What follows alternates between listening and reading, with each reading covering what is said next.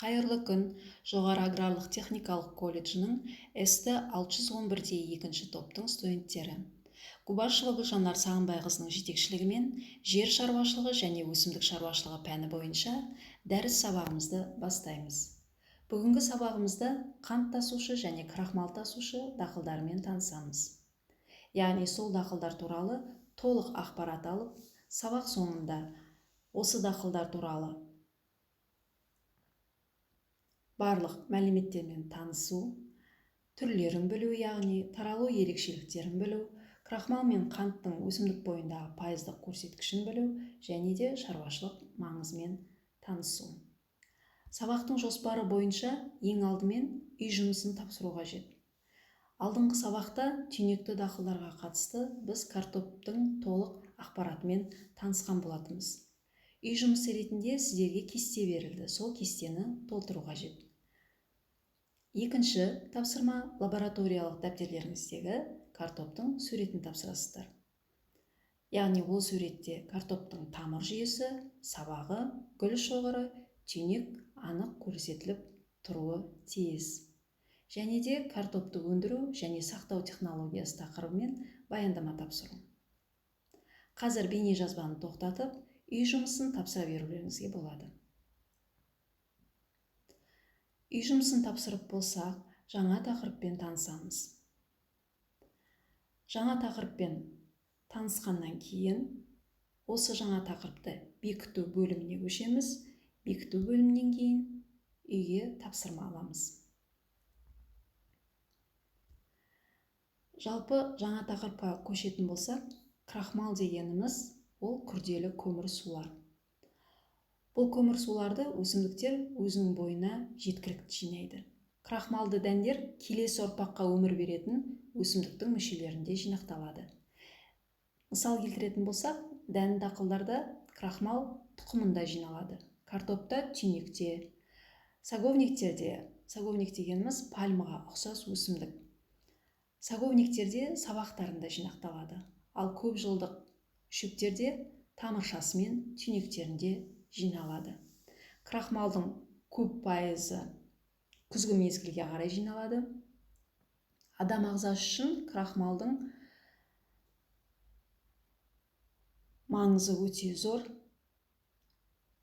Және де крахмал көмір сулар ішіндегі ең маңыздысы болып келеді. Қуат көзі болып келетін жеңіл қабылданатын қантқа ол ферменттің әсерімен бөлінеді. Крахмал тасушы өсімдіктер барлық елдерде өндіріледі. Егер де өзіміздің елімізді алатын болсақ, астық, жарма және картоп өндіріледі. Бидайда крахмалдың 60%, картопта 25% кездеседі. Тропикалық және субтропикалық елдерде бұл көмір суды маниоки, тара, батата, маранты сияқты дақылдардың түйнектерінен және басқа дақылдардан да алынады. Кей өсімдіктерді бүтіндей қабылдайды, қолданылады, яғни, ал кейбір өсімдіктерден жасанды түрде крахмал алынады. Егер де біздің еліміздегі крахмал тасушы өсімдіктермен танысатын болсақ, суретте келтірілген теңіз жағалауындағы түйнек шөппен танысуға болады. Бұл өсімдіктер сор, тұзды топырақта және су жағасында өседі. Қазақстанда 1 гектардан 18 центнер түйнек жинауға болады. Келесі өсімдік бидайық. Орысша оны житняк деп атайды. Еліміздің барлық жерінде кездеседі. Олардың арасында арам шөпті, бағалы мал азықты шөбін, емдік қасиеті бар шөптерді кездестіруге болады. Бұл өсімдіктің тамыршаларында крахмал, қант, С дәрумені кездеседі. Келесі өсімдік қоға. Қоғаның 10 шақты түрі белгілі, өте кең тараған өсімдік, тамыршаларында крахмал мен ақуыз өте мол болады. Келесі өсімдік қатыран. Қатыранның 20 шақты түрі белгілі, тамырында 20% крахмал, 5% қант кездеседі. Келесі крахмал тасушы өсімдік жүрегеніш. Бұл өсімдік солтүстікте тараған. Піскен кезінде, яғни бұл өсімдіктің түйнегі піскен кезде, картоптың піскен уақытындағы дәміне ұқсас болып келеді. Жебе жапырақ. қарапайым шөптерге жатады. Тамырында 50% крахмал бар. Тағам ретінде түйнектері қолданылады.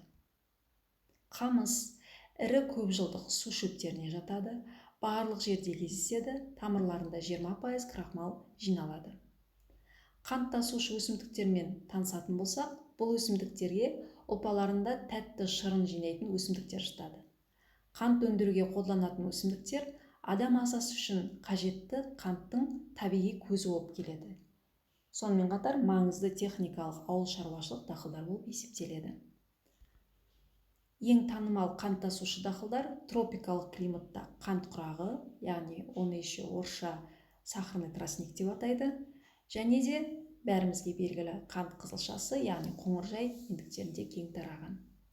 Суретте біз қант қызылшасының өсіп тұрған кезеңін байқауға болады, және де қант қызылшасының құрылысында біз қант қызылшасының жапырақтарын, қысқартылған сабағын, және де өзгеріп келген тамыр жемісті сабағын байқауымызға болады. Және де тамыр мен тамыршалары бар. Жемістің өзін өзгертілген тамыр жеміс сабағы деп атайды. Егерде біз танымал қант тасушы дақылдарды туыстығына қарай бөлетін болсақ, келесі туыстықтарды бөліп атауға болады. Дән дақылдар. Дән дақылдардың ішінде қант тасушы дақыл қант құрағы. Қант құрағы қантты сабағында жинайды, және де бұл дақылдан алынған қант түрі құрақ қанты деп аталады. Келесі туыстық алабұта. Бұл туыстыққа жататын қант тасушы дақыл қант қызылшасы. Қант қызылшасы өзінің тамыр жемісінде қантты жинайды, және де бұл қант түрі қызылша қанты деп аталады. Келесі туыстық пальмалық. Пальмалық туыстыққа жататын қант тасушы дақыл кокос пальмасы. Кокос пальмасы гүл собығына қантты жинайды, және де бұл өсімдіктен алынған қант түрі пальмалық қант деп аталады. Егерде қант тасушы басқа өсімдіктерді атайтын болсақ, оның ішіне бал құмай кіреді, жүгері, қант пальмасы, тропикалық елдерде кең тараған, қауын, қарбыз және цикорий. Барлық аталған өсімдіктер қант тасушы өсімдіктерге жатады, және де адам шаруашылығындағы маңызы өте зор өсімдіктер болып есептеледі. Жаңа тақырыппен танысып, келесі көрсетіліп тұрған кестені толтыру қажет. Кестеде бірінші графасына қант тасушы дақылдарды көрсетеміз, және де әр дақылдың таралу аймағын көрсетеміз. Екіншісінде крахмал тасушы дақылдар және де таралу аймағын көрсету қажет. Бұл кесте күрделі және де көп ақпаратпен танысуды талап етеді. Сондықтан бұл кестені бекіту бөлімінен үй жұмысына да қалдырамыз. Бекіту бөлімінде жоспардан көретін болсақ, бекіту сұрақтары бар. Сол сұрақтарға жауап беріп, тапсыра берулеріңізге болады. Кестені сұрақтарға жауап беріп болғаннан кейін толтырасыздар, және де үйге қалдырасыздар бұл кестені. Келесі сабақта үй жұмысы ретінде тапсырамыз. Қазір біз үй жұмысымен орындайтын танысамыз. Әр студент өткен тақырыпқа қатысты, яғни қант тасушы және крахмал тасушы тақырыбына қатысты кестені толтырады, жаңа көрсетілген, және өзіндік жұмыс ретінде лабораториялық дәптерге қант қызылшасының суретін салады. Әдеттегідей суретте дақылдың барлық мүшелерін анық көрсетіп саласыздар, яғни сабағы, тамыры, түйнегі деген сияқты. Жаңа тақырыпқа қатысты әр студентте өзінің конспекттері болуы тиіс жұмыс дәптерінде. Және де бақылау сұрақтары. Яғни келесі сабақта сіздер кесте тапсырасыздар және бақылау сұрақтарына жауап тапсырасыздар үй жұмысы ретінде. Қазір біз бейне жазба арқылы сабағымызды аяқтаймыз, бірақ Classroom және WhatsApp арқылы тақырыпқа қатысты, тапсырмаларға қатысты Жалпы сұрақтарыңыз болса, WhatsApp Classroom арқылы байланысуға болады. Қазір бейне жазбамыз аяқталады. Сау болыңыздар, келесі кездескенше аман болайық.